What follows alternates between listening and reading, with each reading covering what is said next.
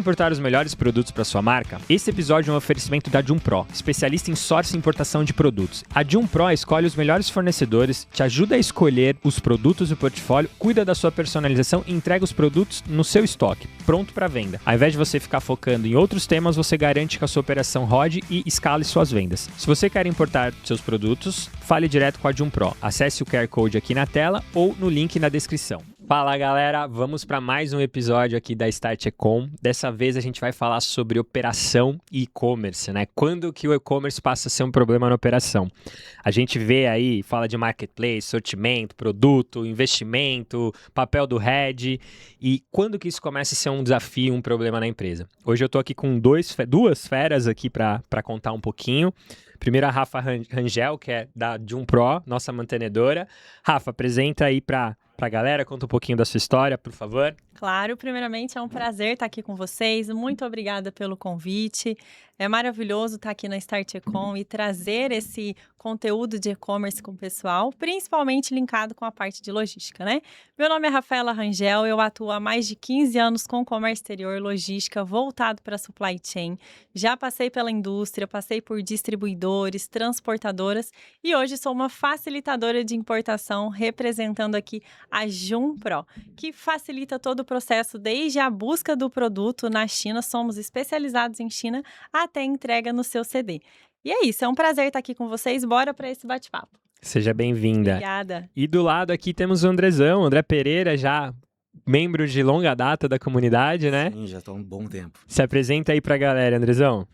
Meu nome é André Pereira, eu trabalho nas Indústrias NB. As Indústrias NB é uma empresa do agronegócio, produz máquinas e implementos agrícolas. A minha experiência no e-commerce ela vem desde 2004, né, já trabalhando com B2B, desde lá da Hewlett Packard, da HP Brasil, e agora há 10 anos nas Indústrias NB, trabalhando como gestor de e-commerce. Boa. Hoje o papo tá complexo, né? Logística, operação e agronegócio também. Com certeza. Cara, eu visitei a sua fábrica e eu mandei até foto. Tem tratores de milhões e milhões. E vende online ou não? Não. Boa, muito bom. Vamos começar o papo. Quero começar aí com você, André, que eu acho que vem de uma indústria super tradicional, um segmento que não é nada comum no nosso dia a dia na vida online, né? Como que é, cara, operação que roda para o mercado nacional, internacional, e você ali com o-e-commerce na NB? Conta pra gente ali como é que é esse choque, cara. Como é que a galera te vê passando lá no corredor, enfim. Olha, no começo houve uma resistência. Porque sempre tem aquela visão de que o e-commerce vai tirar o trabalho de alguém, não vai precisar mais do vendedor, não vai precisar mais desse processo ou de outro, e não. O e-commerce, na verdade, ele é um canal adicional de vendas, né? E para o agro, ele é muito mais complexo, porque, por exemplo, no agro, você vai entregar onde? Numa propriedade rural, né? E então a gente tem algumas complexidades, mas eu entendi que quando a gente conseguiu fazer uma conexão muito forte entre os departamentos e o pessoal comprou a ideia do e-commerce, a operação andou. Nós não precisamos criar nenhum departamento novo, a gente aproveitou todo o back-office que a indústria já tem. Então, logística, financeiro, contabilidade, tudo que o e-commerce utiliza é da indústria, é o que está lá da própria NB. E o front-end, não. Front-end você tem a equipe de e-commerce que está trabalhando ali. Então, assim, foi desafiador, mas foi mais fácil até do que eu imaginava. Por que, cara, que você achou que ia ser mais difícil ali? Qual que foi o seu sentimento? Você chegou naquela indústria enorme... Quando você chega numa indústria familiar, você tem aquela ideia, puxa vida, e a cultura, né? Como que isso vai andar? Então, as pessoas já começam a olhar para você assim, você imagina que elas estão pensando assim, pô, o que esse cara está fazendo aqui? Né? Então, quebrar esse gelo foi muito importante, porque eu cheguei, 6 meses depois eu acabei assumindo o marketing também, né? E aí, trabalhando com o marketing e com o e-commerce, as pessoas foram se abrindo mais, a gente foi conseguindo mostrar os pontos positivos do e-commerce, né? Com uma boa política anti-conflito de canal. Então, com o tempo, as pessoas foram entendendo e a gente não teve tanta resistência como parecia que teríamos. Cara, me conta só, vou abusar um pouco das perguntas aqui com você, mas você falou conflito de canais, né? Dessa questão da logística. Como que é isso? Como que foi essa adaptação, né? Porque a gente teve vários episódios até falando sobre essa questão. A logística é um problema dependendo do produto porque a indústria não está preparada, né? Eu mando um pallet e de repente eu começo a mandar uma caixinha. Como que é? Como que foi os seus principais desafios nesse processo de convencimento lá do pessoal, de adequação? Traz um pouco dessa experiência que eu acho que é sempre legal, que a galera gosta de ouvir um pouco ó, o skin the game ali. Legal. Cara, eu acho que o grande lance foi top-down. O senhor decidiu que teria o e-commerce. Cultura, veio de Exato. Ó, cima. então veio de cima, teremos. Como vai ser feito, vocês resolvam aí, mas vai ter. Né? Então esse é o primeiro ponto. Quando você tem um stakeholder poderoso por trás de você, você já está com a estrada pavimentada. Né?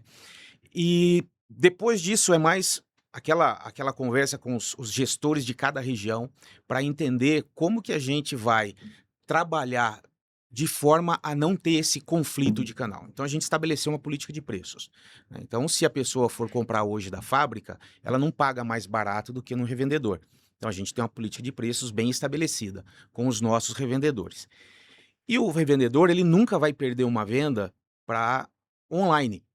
Porque eu costumo brincar que a gente tem no e-commerce produtos de desejo, nós temos produtos de necessidade e o agro é produto de desespero, né?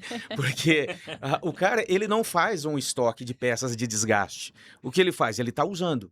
E aí quebrou, ele precisa daquela peça. Sim. E aí o cara não olha se tem que pagar frete, se está muito caro, se está muito barato. Ele precisa da peça para agora. Né? Eu tinha até comentei com você quando você esteve na fábrica, a gente tem uma janela de 8 a 16 dias para, por exemplo, cortar o milho. E se a gente não entrega a peça no prazo, ele vai passar do ponto da colheita do milho. Isso vai ter um ciclo um efeito cascata, né?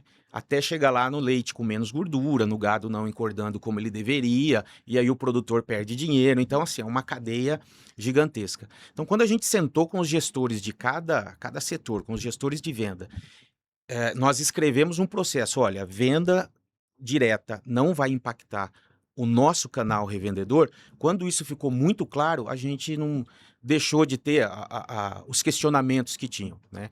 Até mesmo as revendas começaram a usar o e-commerce para entrar, fazer alguma validação de peça e coisa e tal. Então, eu acho que principal de tudo foi o diálogo mesmo. Conversar, meta, muito bom. A gente falou, Rafa, e você com essa experiência de logística, né? Você viu que a gente influencia até no engordamento do gado ali, Sim. né, cara? Muito... Como que você entende essa adaptação de uma operação, de uma indústria?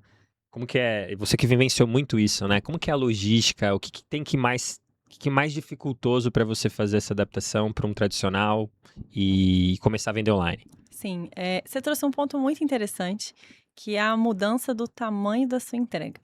Então, na logística convencional, você entrega um volume grande de produto para poucos destinos bem definidos. É aqueles clientes que você já tem na sua carteira, você já sabe onde entregar, você já sabe o processo de agendamento desses clientes. No e-commerce, não. São micro pedidos em milhares de destinos. E quando a gente fala, principalmente trazendo um pouco para o marketplace, você não tem nem agendamento de entrega. Então, a entrega dessas transportadoras, a gente recebe entrega na casa da gente às 11 da noite, né? A portaria está ali 24 horas recebendo. Então, para mim, esse é o maior choque logístico depois que o e-commerce chegou. Quando a gente começou a entregar esses micro pedidos de uma forma muito pulverizada quando se trata de destino. E aí você teve que fazer toda a adaptação logística, né? Implementar um WMS que fosse coerente com o processo de e-commerce. Você precisa ter um rastreio em tempo real. Você não fica mais dependendo ali do sistema da transportadora. Você passa a ter esse controle também internamente. A gestão de estoque para ter sempre disponibilidade. Então, tudo isso impactou bastante depois que o e-commerce chegou do ponto de vista logístico. É muito legal você olhar os bastidores, né? A gente não tem ideia do que aquele pacotinho passa até chegar na nossa casa, né, cara? Eu lembro, quando eu trabalhei na Intelipost, a gente atendeu algumas operações de marketplace muito grandes, assim, os maiores, os top 5. E, cara, eu tinha uma operação que a gente pegou que todo dia saía uma carreta de Ribeirão Preto, que tinha uma entrega em um dia em São Paulo, né? E tinha a Franca, a região ali que é bem boa. Todo dia saía uma carreta, chegava aqui, acho que, 3 horas da manhã, tinha que descarregar às 4 horas da manhã, para 6 horas da manhã já tá nos carros aqui para fazer o last mile. Cara, é surreal, eu não imaginava o tamanho dessa dificuldade, né? E aí até pensando nisso, né, Como que você vê essa adaptação do digital para uma indústria tradicional de peças grandes, peças pequenas?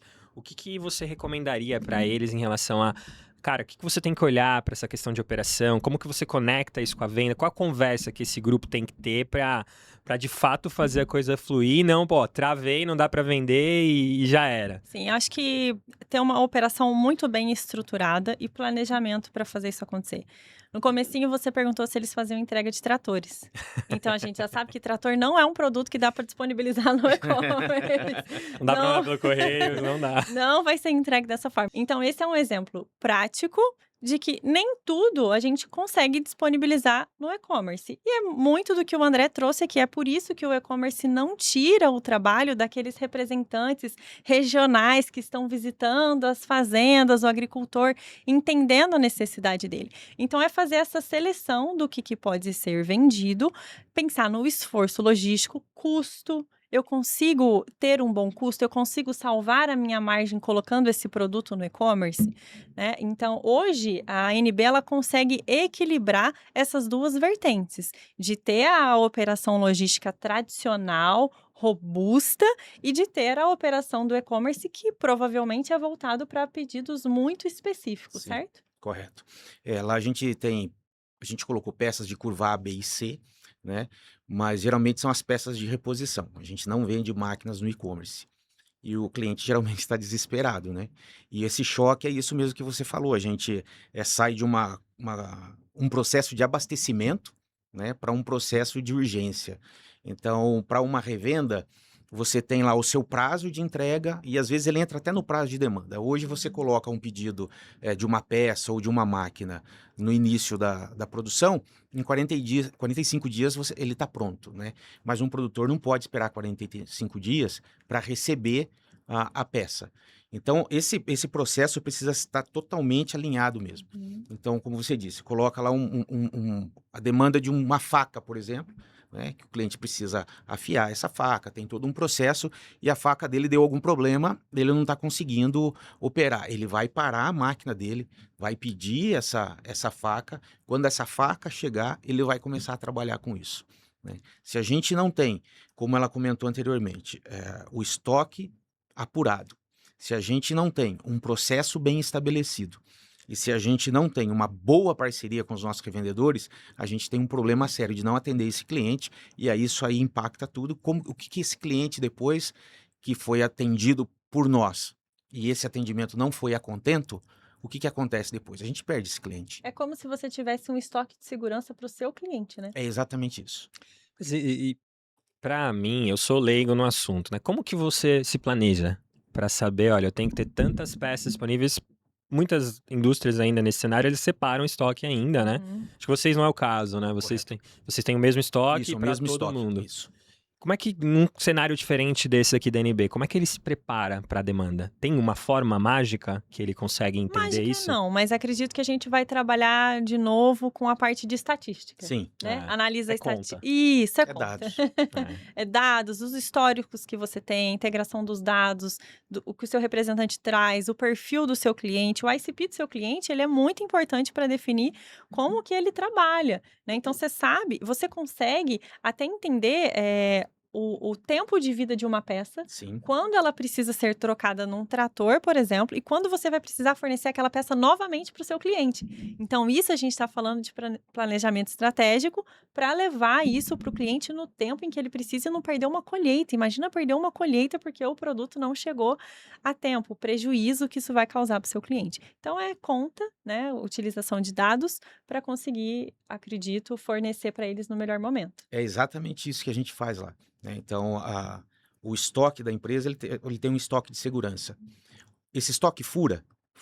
Por quê? Imagina que o estoque de segurança de uma determinada peça lá, 50 unidades. A gente sempre tem aquele estoque de 50 unidades.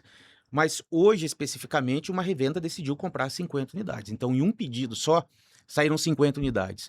A hora que um cliente, um produtor rural entrou para comprar uma, não tinha. Então, acontece de furar o estoque, né? Mas todo o planejamento é feito sobre o estoque médio mesmo. Quantas peças você vende no ano, se tem sazonalidade, se não tem sazonalidade, e aí para definir quantas peças deixada no estoque de cada produto. Legal, legal. Ô, Rafa, e aí voltando aqui para a questão ainda logística, né? Que é essa diversidade de produtos que a indústria tem.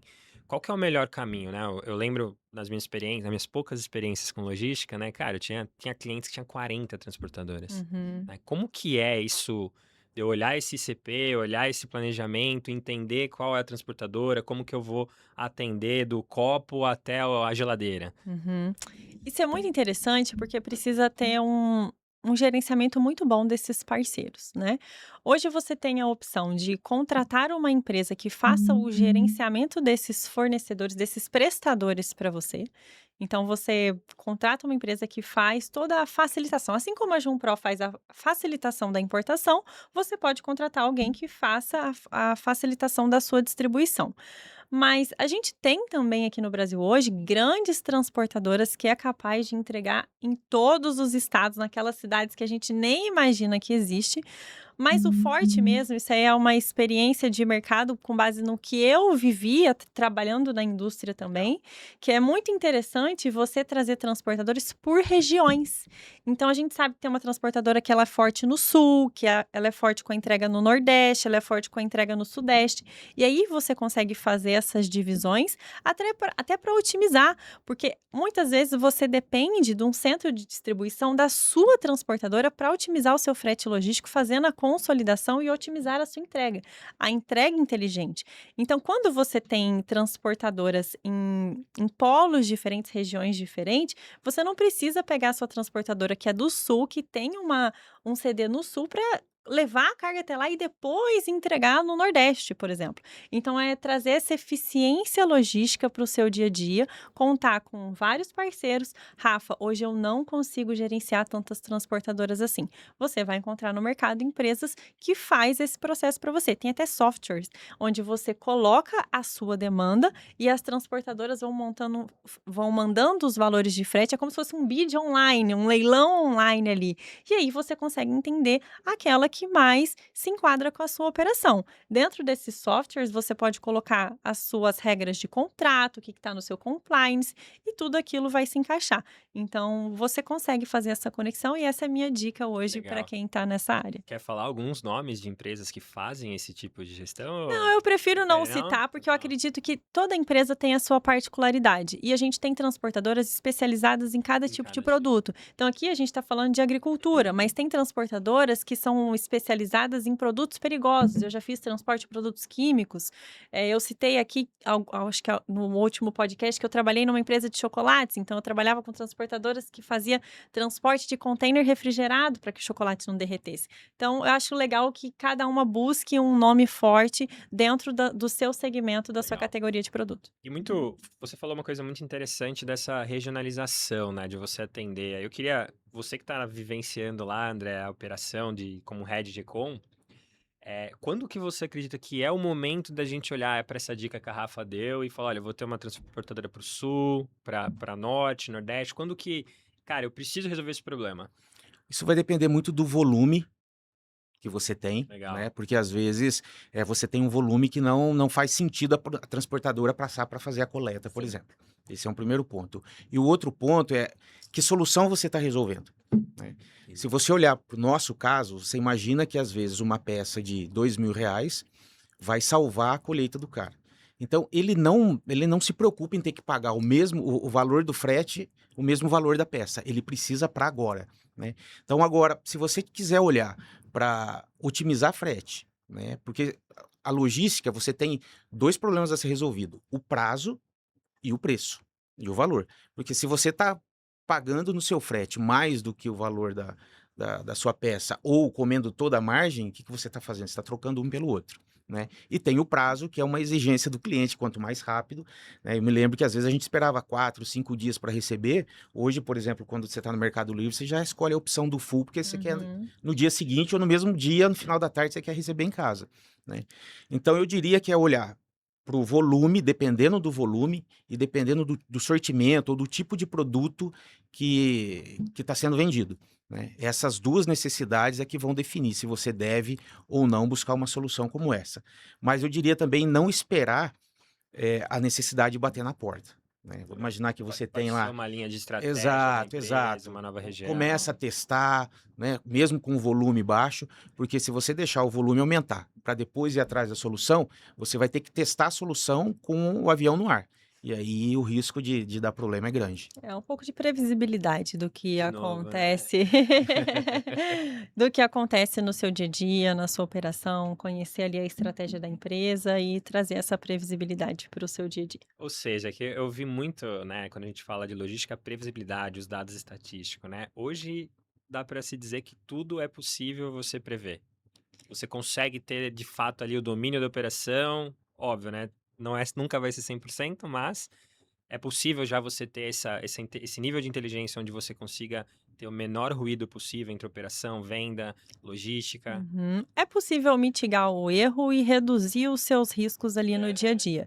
Então, por exemplo, a gente está acompanhando o cenário de guerra que está acontecendo no mundo, a gente sabe que isso está impactando o petróleo, eh, a gente está tendo alta agora com o frete das transportadoras, a gente está falando sobre produtos na China que têm o petróleo na sua composição, que vão ficar mais caros, o preço unitário do produto. Então, você consegue ter sim uma previsibilidade, porque a gente já está falando dessa guerra entrar há muito tempo. Se você considerou isso, provavelmente você fez um estoque de segurança, provavelmente você já adaptou a sua logística, você fechou boas negociações com seus parceiros, talvez você revalidou o seu contrato ali com seu parceiro por mais 5, 10 anos para garantir o seu frete fixo agora. Isso também funciona na importação. Hoje a Jumpro, por exemplo, consegue garantir um frete internacional por 6, 8 meses, dependendo do tipo de contrato que você tem com a gente. Eu consigo ter previsibilidade de container chegando durante 8 meses? Sim, eu travo o valor do container da China para cá, naquele valor de frete, de 6 a 8 meses, dependendo da sua compra. Ah, Rafa, o frete aumentou. Por exemplo, eu já vivi cenários onde o container da China para o Brasil custava $2.000 e na pandemia que custava 8. E a Jum hoje consegue ter essa previsibilidade, bons parceiros para garantir esse frete físico. Assim como em algumas situações, na importação por encomenda, a gente garante a taxa do dólar, que oscila muito e tudo mais. Então, a gente garante a taxa do dólar que você assinou comigo no contrato, independente de quando a sua carga chegue no Brasil e vai ser desembaraçada. Porque existe todo um processo de planejamento, de bons parceiros alinhados para ter essa previsibilidade e diminuir os riscos. 100% é muito forte falar isso, acho que nunca vai acontecer. Eu já vivi situações onde o navio que tinha alguma carga minha, um container pegou fogo, um container caiu no mar. Previsto, né? Sim, eu trabalhei numa empresa de chocolates e eu já tive casos onde o container era refrigerado com a luminosidade monitorada e com a umidade também. Mas tinha um furo no container minúsculo que impactou e a gente brinca que o chocolate chegou aqui fundir, né? Mudei a embalagem. Sim, e como você se prepara para isso? Você tem uma boa seguradora? Você tem um estoque de segurança para não impactar o seu abastecimento? E tudo isso foi feito com muita excelência, a excelência que a marca traz. Então, é possível sim ter previsibilidade, tendo parceiros estratégicos e com uma inteligência logística que vai te gerar essa facilidade no seu dia a dia. Legal. E vocês têm esse nível de conversa com a operação, André? Você vendas, tem essa previsibilidade, mas como que é para mitigar esse risco lá do lado de vocês? Temos a conversa, né? Mas o volume do e-commerce hoje ele é muito baixo frente ao volume de embarque da indústria toda, né? Porque o grupo tem 5 marcas, das 5 marcas, 2 têm e-commerce e o e-commerce só para peça de reposição. Então é um volume muito pequeno. A Só um gente parênteses aí para o pessoal entender. É uma das maiores indústrias do agro que a gente é tem. uma das maiores indústrias forrageiras do mundo. Do mundo. Do mundo, isso. Aí o desafio de ganhar relevância Exato. Uhum. Então, esse é o problema. Se você tem lá 500 embarques dia, né? Quanto que eu preciso para ter a atenção deles, né? Então, como que a gente faz hoje? A gente trabalha muito próximo, né? Eu costumo brincar que o Heads ele tem que ser um integrador de caixinhas. Então, você tem lá o financeiro, você tem a logística, você tem a operação, você tem o e-commerce. Então, você precisa navegar nessas áreas de tal forma que você consiga mostrar para os gestores, por exemplo, de logística, a ansiedade que o cliente tem lá na ponta, né? Por outro lado, eu preciso mostrar para o cara de logística também quão importante ele foi naquela venda que a gente conseguiu entregar no prazo, né? Então, acho que essa é a grande questão. Nós tentamos fazer isso, né? A gente precisa evoluir muito ainda lá onde a gente está. A gente tem equipe muito capacitada, muito competente, mas a gente precisa ainda integrar um pouco mais os processos. E o que não é negociável aí na sua concepção em relação a essa questão? O que não pode quebrar na operação? O prazo de entrega. Prazo de entrega. O prazo de entrega. E para você, Rafa? A integração de dados não pode Não quebrar. pode quebrar, porque senão falha ali, né? Você não tem nada. O prazo de entrega é muito interessante, mas eu acho que o prazo de entrega é uma vítima dessa situação. Tem razão. Tem razão. Porque antes do prazo de entrega quebrar, toda a cadeia já está quebrada. Provavelmente eu não olho o dado, eu não tenho ferramenta. É verdade, é verdade. Ótimo Aí tá ponto. corrigindo só o sintoma e não a Sim. causa. Cara, mas isso que é legal da discussão. A gente tem aqui o Head de Econ que tá numa ponta e operação que tá vendo por trás, né? A nossa visão, ela é a experiência do cliente. Sim. Vocês também, óbvio, né? Mas entre a experiência ser concluída ou não, tem todo um caminho, né? Sim, sim. E aí, trazendo até para a parte da importação e tudo mais, tudo isso antecede, o planejamento de demanda antecede, isso não pode quebrar. A integração dos dados dessas áreas, desses setores, precisa estar muito bem feito. Às vezes a gente não lembra, mas o compliance não pode quebrar, Exato. porque senão você não consegue entregar. A legislação aduaneira não pode quebrar numa importação, porque você chega aqui, você tem um canal vermelho, você vai ficar com essa carga parada 20 dias, dependendo do humor do fiscal, 40, 50, 3 meses, vai pagar uma multa que vai acabar com a sua margem. Então, não pode quebrar. A gente precisa falar que o fiscal não pode quebrar. Reforma tributária está chegando. Sim. Vai impactar as entregas, a Demais. distribuição, o abastecimento. Não pode quebrar. E aí, o prazo de entrega acaba se tornando uma vítima nisso tudo, né? Ele é só uma consequência de um problema anterior. Nós tivemos um caso semana passada de um cliente, acho que de Tocantins, fez uma compra, como ele era um produtor rural, aí precisou fazer alguma ação fiscal lá que eu não me lembro exatamente o que foi, e aí fez o recolhimento do diferencial de alíquota de São Paulo para Tocantins. O famoso O DIFAL. famoso DIFAL. Quando chegou na barreira, eles não estavam aceitando aquele DIFAL. Cara, foi uma coisa assim impressionante. Acho que uns 12 dias para resolver. Sorte que era uma fazenda muito grande, né? E essa fazenda tinha a condição de continuar trabalhando sem essa peça chegar.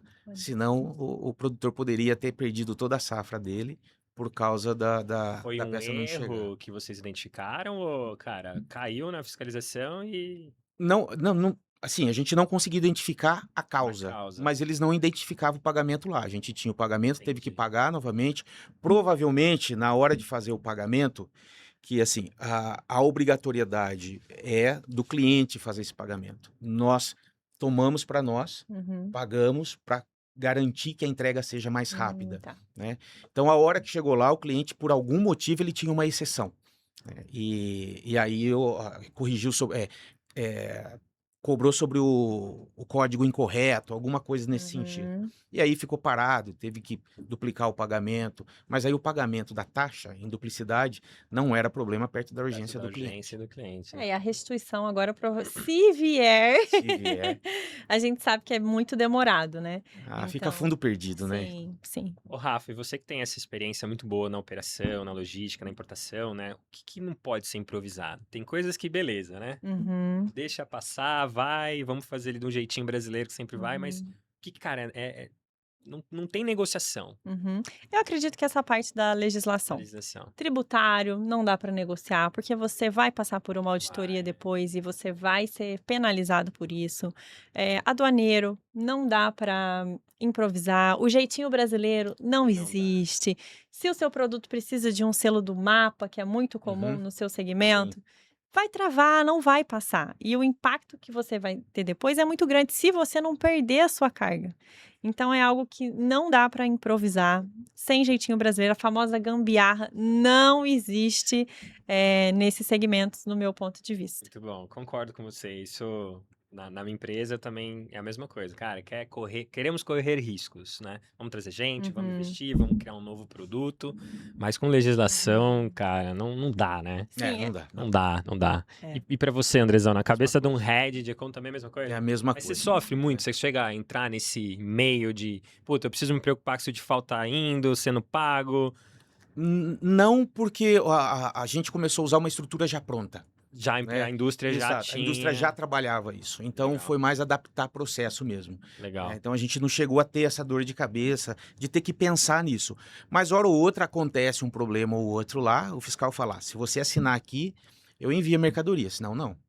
Assume risco junto comigo. Exato, exato. Aí não Então, voltamos pro exato. tema da Rafa, Aí, não nesse vale a caso, pena, cara. cara, liga pro cliente e fala: ó, a gente tá com um problema aqui, a gente não vai conseguir cumprir o prazo, mas a legislação você tem que cumprir. Cara, e eu acho que quando você fala, pô, eu estou com um problema por conta de temas X, fiscal, tributário, alguma coisa, eu acho que as pessoas também entendem um pouquinho mais do que, puta, eu liguei, não tem estoque, né? Sim. Você errou seu planejamento, né? Uhum. Vocês têm essa sensação também que eu Sim. acho que a conversa acaba, porque todo mundo, né, acaba tendo que passar por isso hora ou outra. Sim, eu acho que são duas coisas.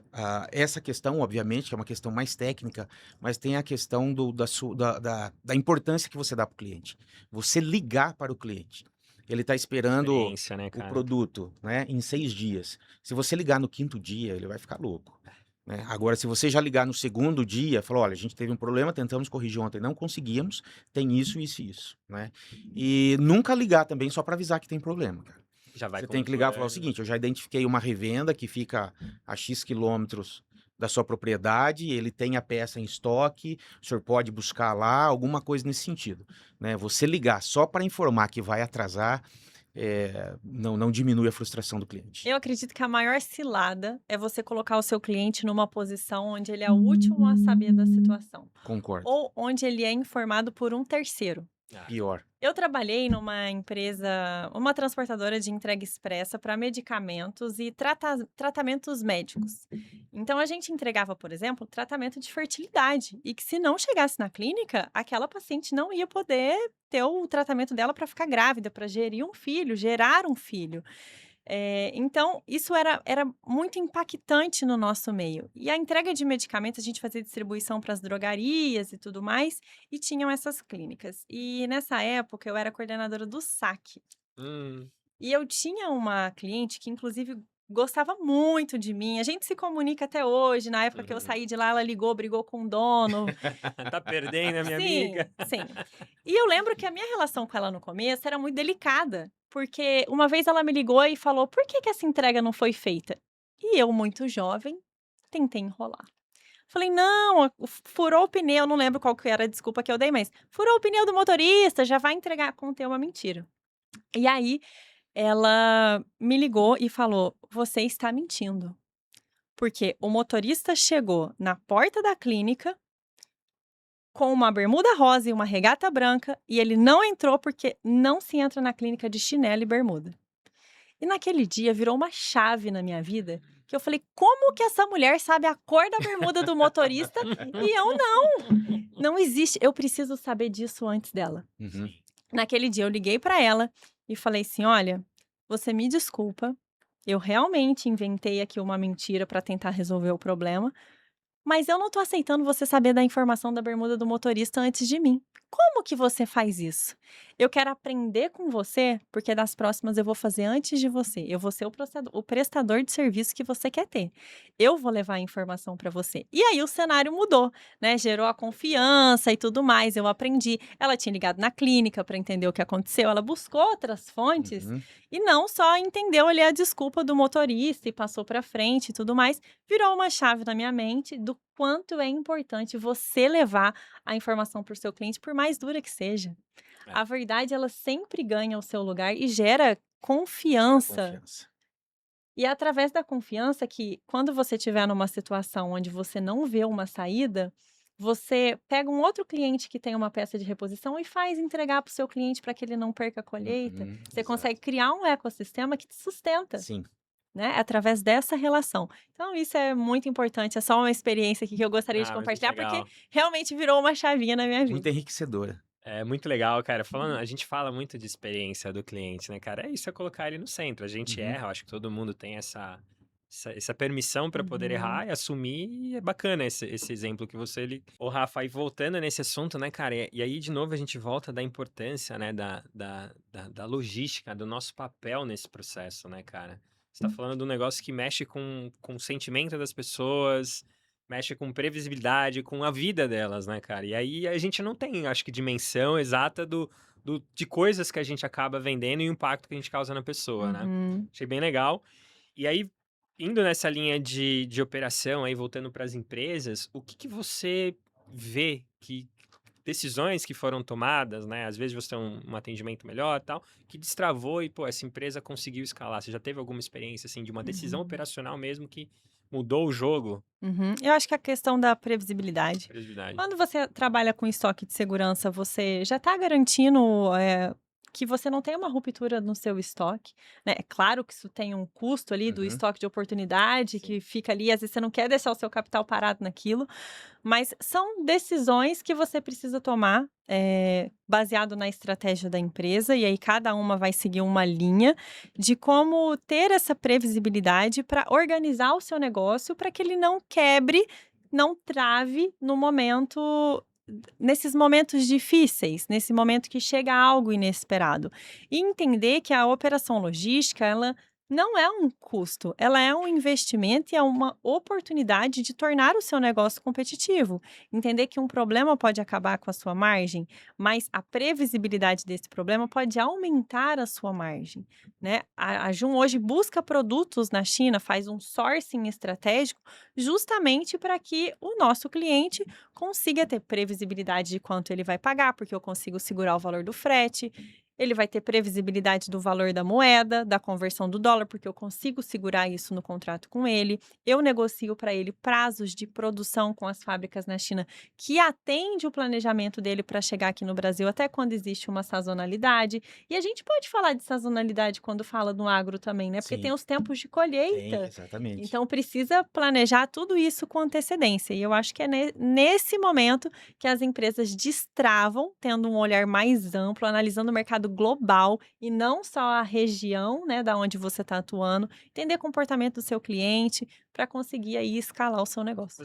Olhando na realidade, vocês veem que eles estão preparados no nosso cenário hoje a essa previsibilidade, ao acesso ao dado? Eu acredito que sim, né? Principalmente hoje falando da indústria, né? Focado exclusivamente na indústria, até mesmo no perfil do distribuidor. São empresas muito robustas. A gente estava conversando mais cedo que você Uhum. tem o seu segmento de importação Sim. muito bem estruturado. Então, ele tem um fiscal interno, ele tem uma contabilidade, ele tem o jurídico, tudo que cuida disso para ele. Então, a indústria hoje em si, ela. Acredito que o maior percentual da indústria no Brasil está bem colocado e consciente, até porque o conhecimento é levado de uma forma muito mais fácil. A gente estava falando mais cedo antes do podcast começar, que a Start Econ é uma empresa que leva o conhecimento de uma forma muito leve, né? Coisas que antigamente a gente aprendia nas universidades com 5, 10 PPT, anos de estudo. Hoje a gente bate um papo aqui e essa troca traz esse conhecimento, né? Então as pessoas têm acesso à informação e estão habilitadas a colocar em prática. É só alinhar com a estratégia e realmente colocar a mão na massa para fazer acontecer. Muito bom. E muda muito uma empresa que ela começa a trabalhar com fornecedor global ou não? A gente consegue estreitar, encurtar a etapa entre a fábrica e o consumidor final. Consequentemente, isso reduz ali o seu custo landed, que é o custo desde a saída da fábrica até a entrega no seu CD. Porque você tira um intermediário, um distribuidor, por exemplo, você consegue pegar um preço diferenciado na China. Então, realmente muda, principalmente Uhum. quando você tem um sourcing bem estratégico, que entende ali a realidade do seu negócio, o que você precisa, tem um target de preço que você precisa atingir para que ele possa trabalhar em cima disso, né? Que entende se é um produto que precisa ser certificado ou não. Tudo isso vai trazer muito mais facilidade no seu dia a dia de compras, né? Quando a gente fala de procurement e tudo mais, vai trazer essa facilidade. Então, o sourcing global, ele realmente traz situação do mercado global. Você não fica ali engessado no que está acontecendo no nacional, refém do seu distribuidor. Muitas vezes o distribuidor está sofrendo com a falta de disponibilidade porque ele não se planejou. E Uhum. você tem a chance de se planejar e fazer a sua compra direta lá fora. Legal, muito legal. Volta sempre ao tema do planejamento, dos Sim. dados, como que eles impactam, né? E aquilo que vocês estão trazendo, de certa forma, está democratizando ali a importação, né? Sim. Durante um tempo foi mais complexo, acho que hoje é super acessível, né? Sim, super acessível. A gente tem muitos cursos online, tem e-book que ensina o básico para você começar, desde o mais simples até as características mais complexas da legislação aduaneira, você consegue encontrar hoje de forma fácil. Então eu sempre brinco, não é um bicho de 7 cabeças. O que eu ouvi hoje aqui é muito mais complexo do que a gente imagina, né? Não é só, eu vou lá, comprei, chegou, tá Exato, certo, né, exato. cara? Andrezão, e você aí, como head de e-commerce aí falando, né? Se você tivesse a oportunidade de reescrever lá a história não da NB ou de qualquer outra empresa, quais seriam os cuidados que hoje você, como head, mais experiente, né, com uma operação que tá rodando, teria para estruturar uma operação, seja internacional, nacional, mas que comportasse o volume que vocês têm hoje? Qual que seria aí a lição de casa? Eu acho que eu sentaria com todos os gestores de uma forma mais, abriria mais o processo, né? Porque geralmente o que a gente faz? A gente senta, desenha todos os processos dentro do e-commerce, como que ele funciona e tal, e nos outros departamentos você coloca uma setinha ali, agora Agora é ele sua toca, é vez. sua vez, né? Mas eu acho que um aprendizado é sentar com esse cara e abrir a caixinha dele também. Falar, ó, onde que você tem problema? Quais são os KPIs que você está usando aqui? Como que eu ajudo? Como que eu te entrego um dado, uma peça, uma informação para que você consiga ser eficiente, né? Então eu acho que é o planejamento, que a Rafa falou, mas é o planejamento horizontal, Integrado, né? Integrado, né? integrado, em todas as áreas. Você, Rafa. Cara, eu acredito que esse ponto que o André trouxe me remete a um perfil do gestor de e-commerce, do head de e-commerce, muito orquestrador. É um cara que precisa gerar sintonia entre todas as áreas para fazer com que isso aconteça de forma eficiente. Então não é só mais olhar para os resultados do site, do e-commerce, mas entender de lead time, de logística, do dia a dia de quem processa os dados. Olha que preciosidade do que ele falou. Você virar para o pessoal do marketing e falar como eu te entrego esse dado para que você seja muito bom nisso. Porque isso é empatia, Empatia. é um posicionamento de liderança, de pensar ali no seu coleguinha de trabalho, e também está muito forte na cultura, e eu acho que deve ser forte na cultura da NB. Sim. De você ter esse trabalho de equipe e ter essa troca preciosa. E não só entregar uma planilha. Desculpa a palavra, mas eu sempre brinco. Às vezes as pessoas me entregam planilhas e eu falo assim, não me vem com essa planilha porca. Porque vem um número aqui e outro ali. Nenhuma macro resolveria aqueles dados, sabe? Então é a preciosidade dessa gestão de orquestrar com muita excelência para que a música toque da melhor forma possível. Eu ouvi uma vez, eu não me lembro agora de quem, que é o seguinte, ó, o e-commerce vende, mas quem fideliza é a logística, especialmente o last mile, né?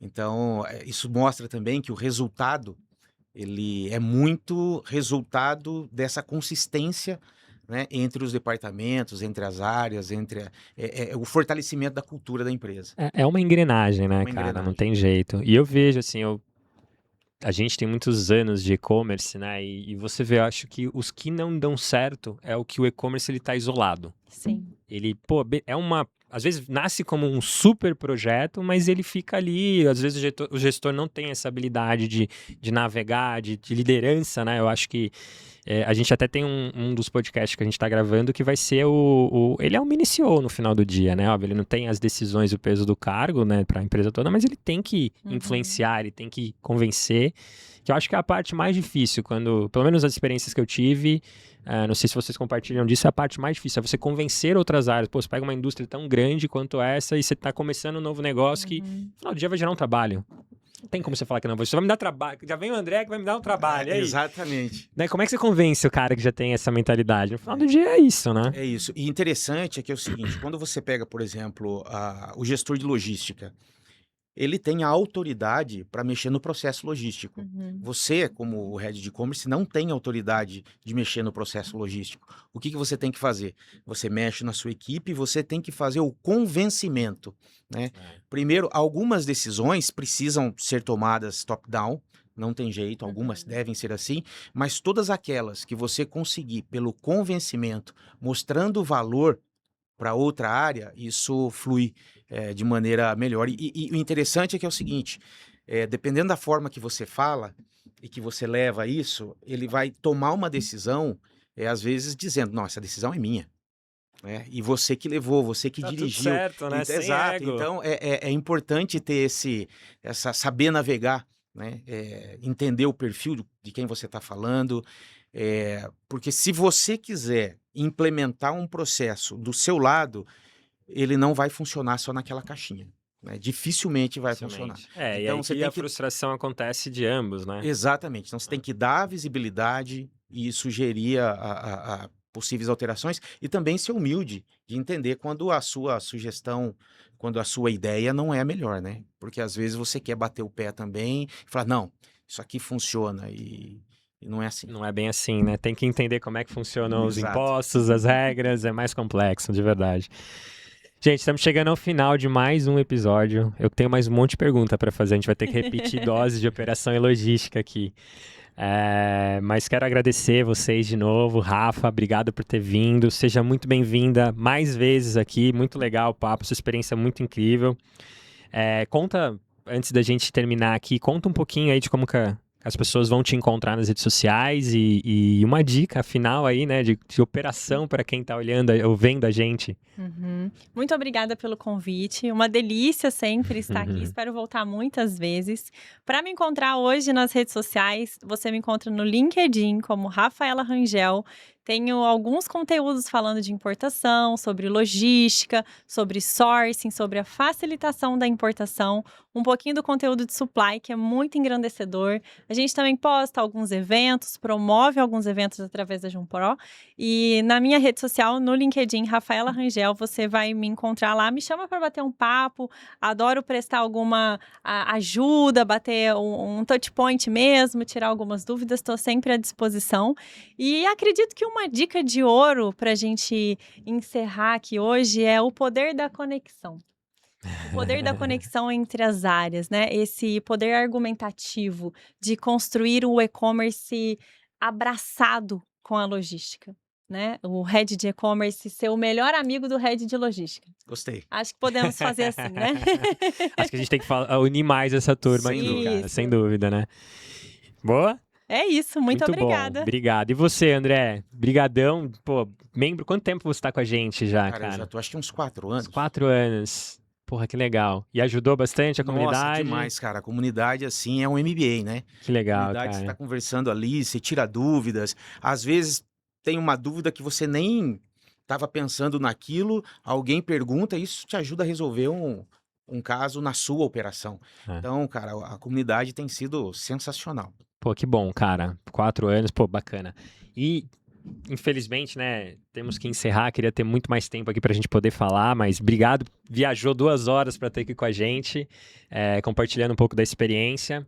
E conta um pouquinho aí também, né, como que o pessoal te encontra nas redes sociais. E também uma dica, né, cara? Aí olhando mais pro lado do Head de Ecom aí, com essa questão que vocês falaram de liderança ou qualquer outra, acho que é sempre importante. Cara, eu vou me forçar na mesma dica da Rafa. Essa conexão, ela é muito importante. O head de e-commerce, ele vai ter que olhar para as áreas, porque ele não consegue resolver sozinho. Ele é uma ilhazinha, né, dentro de uma indústria. Se ele for só um puxadinho, se ele for só uma área adicional ali, ele não ganha importância dentro da indústria, do varejo, qualquer que seja. Né? Então, é importante essa conexão, é o networking. É ele poder trabalhar a integração com as outras áreas, porque aí ele crescendo e mostrando valor, ele vai ter cada vez mais visibilidade e trazer mais resultados para a empresa. Muito bom, uma exposição muito grande, né, Exatamente. cara, no final do dia. Para me encontrar, André Balduco Pereira, tô lá no LinkedIn também, é o mesmo Instagram também, e tô à disposição para bater papo. Foi um prazer estar aqui com vocês, obrigado pelo convite. Aprendi muito, Rafa. Aprendi Uma demais, aula, prazer né? conhecê-la. Imagina, o Uma prazer é aula todo demais. meu. Valeu, muito obrigado. Valeu, André. Volte mais vezes também, tá, cara? Sempre bem-vindo aí. Espero que compartilhe mais, né? Pô, puta experiência. Vende um produto super difícil numa indústria enorme e acho que tem muito conteúdo aí que dá pra gente compartilhar, hein, cara? Contem comigo. Vou esperar, vou cobrar isso, tá? Pode mandar. Boa, galera, muito obrigado. A gente, felizmente, tem que encerrar mais esse episódio. Falamos sobre operação, falamos sobre os desafios de quem quer escalar, quem tem o desafio de previsibilidade e também a importância, né? Eu acho que o fechamento aqui foi o Head como esse mini CEO dentro da organização, né? De conectar pontas, conectar áreas, dar previsibilidade. Não só tem um problema aqui e foi muito legal. Para vocês me encontrarem também, Caio Araújo 74 no Instagram e Caio Araújo no LinkedIn, digita lá, vai aparecer um monte, né? Mas tudo bem. E espero vocês nos próximos episódios. Quem gostou, curte aqui, compartilha. Quem quer falar com a Jumpro também vai ter aqui um link de um QR Code. Marca lá, preenche o formulário, eles vão adorar com certeza bater um papo aí de como facilitar a sourcing, importação de produtos da China para cá. Tenho certeza que vai ser bom para todos. Valeu, brigadão e até a próxima. Muito obrigada.